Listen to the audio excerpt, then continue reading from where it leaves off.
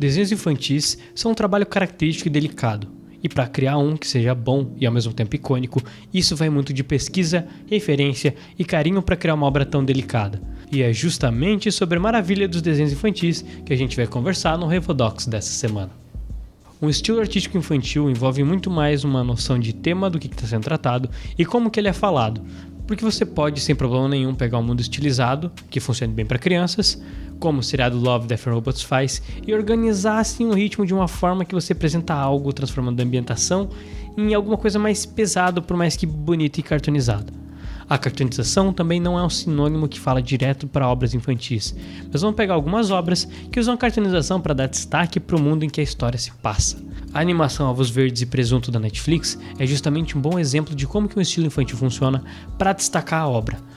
No caso, levando a sério o trabalho original do autor Dr. Seuss e de obras com esse estilo mais icônico pelas criaturas, mundos coloridos e felpudos, ou até mesmo invenções e bugigangas tortas com roldanas, luvas, engrenagens e buzinas, distorcendo completamente formas básicas e deixando tudo muito mais bobo, por assim dizer.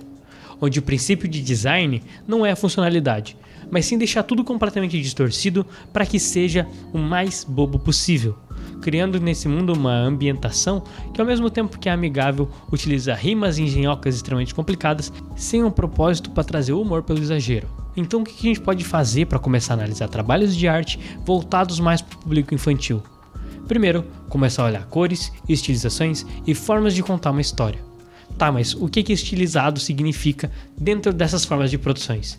Estilizar pode se exagerar, idealizar ou simplificar algo, seja formas, iluminação, dimensões de personagens e objetos. O foco da estilização é entender a estrutura real e buscar um exagero que faça sentido, distorcendo formas sem perder o volume, exagerando funções, mas sem perder o sentido. E para isso, a gente vai para outra coisa que funciona para desenhar algo completamente diferente de um trabalho infantil: os mechas. Mas por que mechas? Bom, quando a gente vai começar a estudar o desenho de partes mecânicas, principalmente o funcionamento de algo que não existe, a gente encontra significativos orgânicos. Associar o funcionamento de algo imaginário com coisas que já existem é um dos pontos para fazer com que o desenho seja compreendido como algo real e que não precisa exagerar na realidade e ela ainda pode ser estilizada, funcionando dentro da obra pelo contexto que é criado. Então, a gente volta para a pesquisa de novo. Como fazer uma boa pesquisa? Primeiro, você precisa ter uma noção mais direta do que quer criar e qual que é o foco da história, para que justamente a gente possa criar esse realismo imaginativo. Se você quer desenvolver inicialmente uma história para crianças, ela precisa ter uma narrativa bem desenvolvida e um foco de produção claro.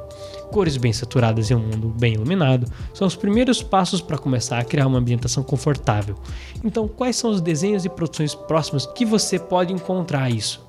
Se olhar para produções do Tim Burton, vai ver alguns exemplos disso, de estilização de mundos fantásticos, cores saturadas, mas o mundo de Jack cria uma atmosfera mais assustadora do que convidativa, por assim dizer. Agora, se a gente olhar para o Castelo Rá-Tim-Bum, o ambiente é mais iluminado e as formas mais exageradas, fazendo com que sejam mais bobas, como o porteiro, que é um robô, mas ainda é bem colorido. Agora, se a gente olha novamente para a animação Ovos Verdes e Presunto, vê justamente a junção disso tudo, criando um contexto estilizado, com temas profundos e uma atmosfera convidativa, que ao se aprofundar na trama, faz com que as escolhas estéticas acompanhem a história também, porque o design, acima de tudo, precisa seguir essa função de contar bem uma história. Pequenas referências, só para começar a montar como que a gente pensa a forma de produção visual. Agora, as escolhas que você for tomar para o seu trabalho, podem entender como que esses mundos aplicam essas escolhas estéticas para que a obra faça sentido, mas não para só por aqui. Obras como Peixonauta, Galinha Pintadinha, Tromba-Trem e Baby Shark também são bons pontos de referência para soluções mais voltadas para o público infantil, onde formas são o que orientam a produção, porque assim ajudam a criar personagens e cenários que sejam melhor reconhecíveis pelo público infantil, onde a simplificação de cores e formas acaba sendo uma boa escolha por também seguirem os princípios da Gestalt, fazendo com que as cores únicas ou formas dos personagens sejam vistos e remetem à obra, então criando também uma biblioteca visual do que esse público gosta ou não. Por exemplo, se uma criança gosta de Galinha Pintadinha, também vai gostar da Fazendinha do Mundo Bita, porque são animais de uma fazenda e a gente começa aos poucos a fazer associações por proximidades como essa e com estilos artísticos próximos também. Então, isso é tudo só os primeiros passos para a gente compreender e trabalhar o estilo visual infantil, Pode parecer difícil porque vai exigir que você pense muito sobre as soluções estéticas que cada obra toma, mas pensar em fundamentos é a primeira coisa que você precisa resolver, para daí sim poder mexer com estilização de forma, pintura e agrupamento de valores.